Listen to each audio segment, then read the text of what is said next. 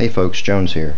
Today I'm going to be doing a edge retention test with the Kershaw JYD 2.2 model 1725 CB. JYD stands for Junkyard Dog, CB stands for composite blade. The blade is made of, well, the spine is Sandvik 13C26 and the cutting edge is D2 tool steel. The edge is 0.5 millimeters thick right behind the edge bevels, and the edge was sharpened freehand to 32 degrees inclusive. So, to get started, I'm going to be using a similar format to the test that J Davis 882 uses, except it's slightly modified. In his test, he generally uses a hardwood cutting board. In my opinion, that really just throws in another variable to checking edge retention, because not only do you have the abrasiveness of the rope causing wear on the blade, but then you also have the impact with the hardwood cutting board, which instead of testing for really abrasion resistance, it tests for toughness because it's slamming in that wood rather hard. So I'm using a 2x4 clamped into my jaw horse, which is relatively soft wood, and this should exclude the toughness check out of the edge retention test. So let's get started. The edge is hair whittling. I was about to throw up my wicked edge, but I figured I'd do a test beforehand, just sort of get a data point. It's very sharp, as you can see. So let's get to it. Make sure I'm still in frame. I'm having to record this on my phone because the battery in my video camera is dead, so the quality might not be great. I apologize for that, but basically all the information should be pretty evident.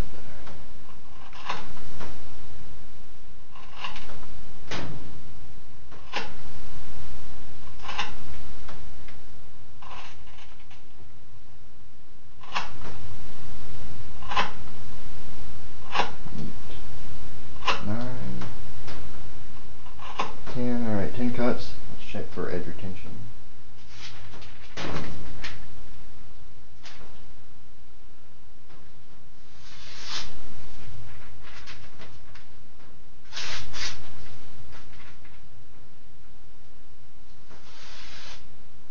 Still glides right through. It's one of the benefits of tool steel. It has a very high wear resistance. So let's continue. Now it cuts through this rope alright. I did say it was 0.5 millimeters thick right behind the edge, which compared to most of my other knives, that's relatively thick. This is a probably 3/4 flat ground blade. Typically on my Kershaws with a hollow grind, the edge is about 0.3 millimeters right behind the edge bevels. So this is 60% thicker, 66.6% thicker.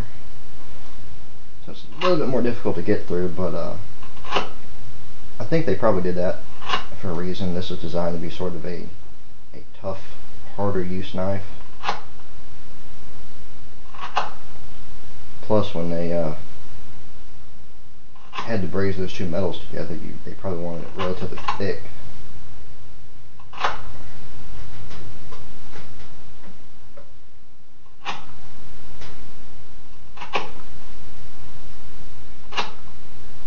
Still going through pretty well. In fact, I think it's going through a little bit better. I think the sisal rope has actually caused the edge to tooth up a little bit, make it cut a little bit better, which I'm fine with. I'm not really a big fan of polished edges simply because they lack the cutting aggression that I like.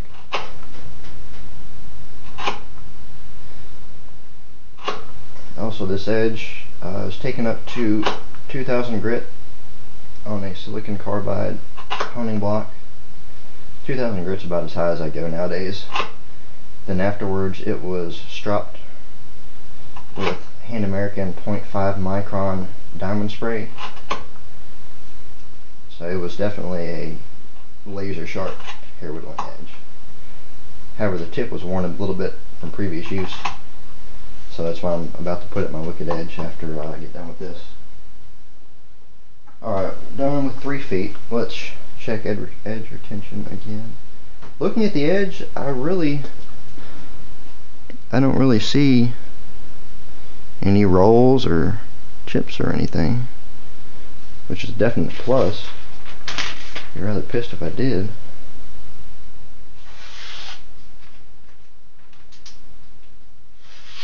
Still glides through like a champ.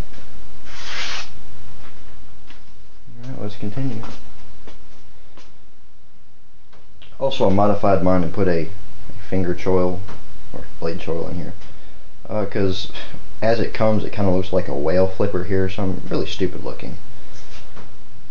But the back part of that's kind of digging my finger. That's really the only hot spot on this knife. Try choking back a little bit. Oh, choking back, I don't get nearly the amount of force that I want. But okay, I found it. This works.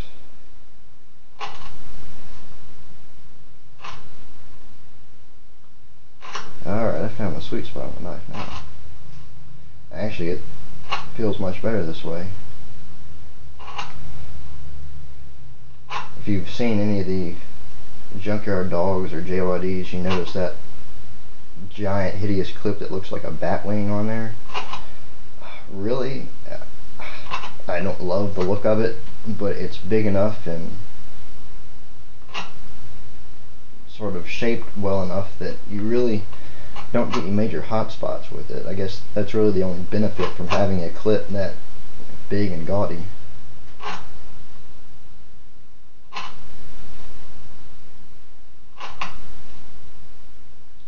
Still cutting through there like a champ.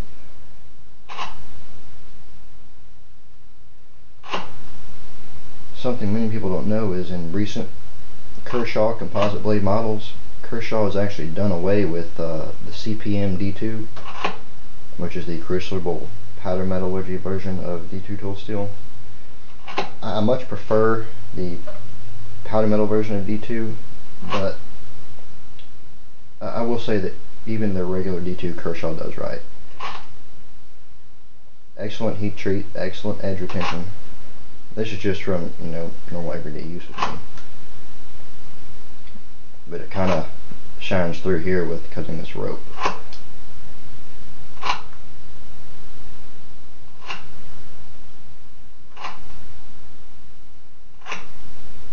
It's kind of funny, I cut so much rope and now it's gliding through so much better than it was at the beginning of the test. Maybe because of those little teeth that the rope is actually put on the edge now, which is why I like a toothy edge. It cuts better, and it cuts better for far longer than a polished edge. It doesn't look as pretty, but all I really care about is cutting performance.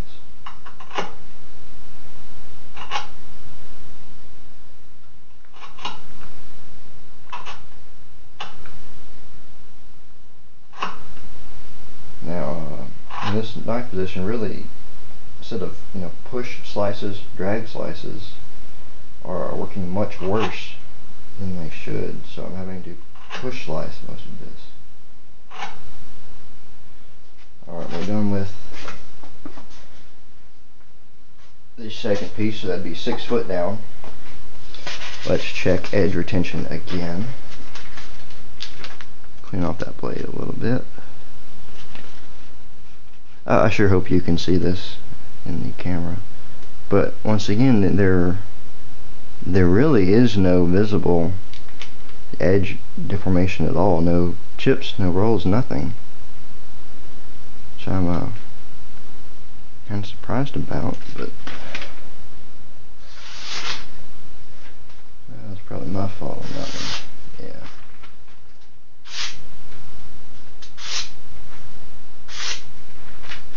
No, I am cutting with the grain of the paper on this. Because even with a a ridiculously sharp knife, if you try to go cross grain, you generally hang up. So it is still extremely sharp. It doesn't feel quite as toothy as I expected it would. Let's continue. Honestly, I don't think that 9 foot is going to be enough.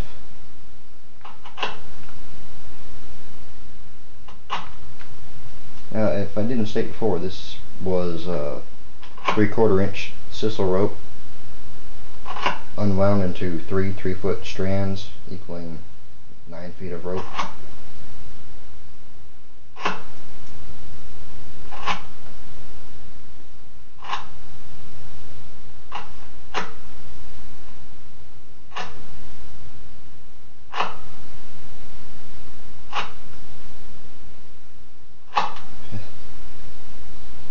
This performance is kind of making me wonder whether I even want to put this in my wicked edge and redo the edge, or just strap it back to hair whittling sharpness with the diamonds. So, draw slice. Still rather hard to get the draw slices. Which is odd, because that's generally what I do in my everyday cutting. I rarely do the kind of, slices where you push forward.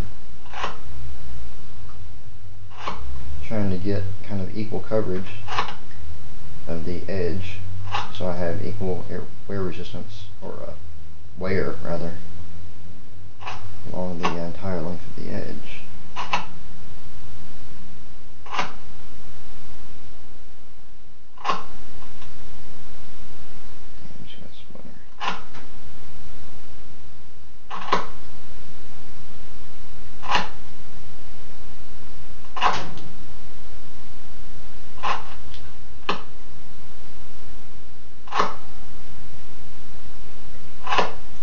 Actually, before this test, the edge really wasn't as sharp as it could have been. I'd actually cut quite a bit of cardboard before this to just sort of get an idea of the wear resistance of this D2, and really the cardboard did no significant damage or dulling to the edge. But still, I strapped it back to hair whittling sharpness just to do this. I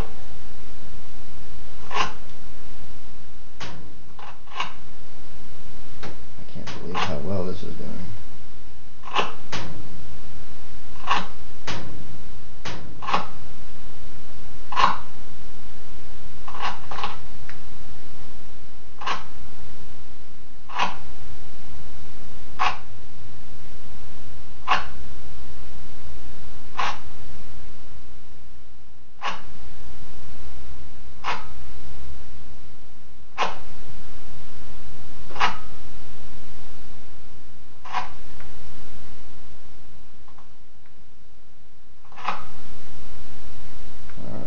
Last cut.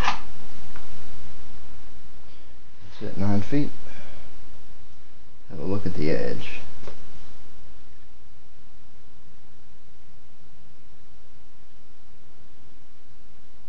And once again, there is really no rolling or chipping to speak of at all. Let me run my nail down it.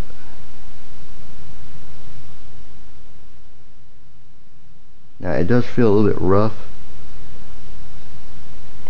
which is all those little micro teeth that the rope sort of abraded into the edge. So let's see how it cuts. With those little bitty teeth, it probably cuts great. Wow. I'm impressed, I really am.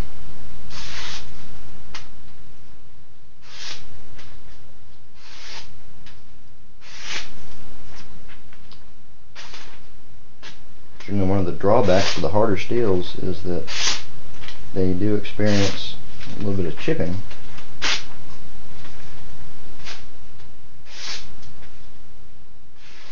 This didn't.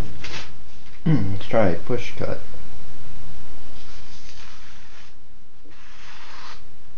I got that one stuck in the choil.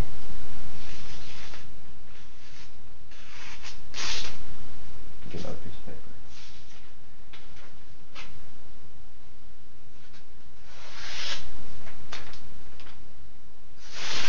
Well, it's not as clean as it was when I started,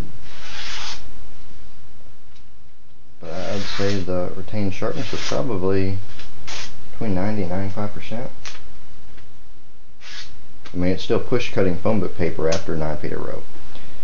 So Kershaw's, regular run-of-the-mill D2, I'm extremely impressed with. I think this would be an excellent steel for everyday carry, hard use, whatever. Just bear in mind that since it is a semi-stainless steel, it will rust on you, but I keep my blades very well oiled, so that shouldn't be an issue. So thanks for watching, guys. Appreciate your time as always, and I will see you in the next video.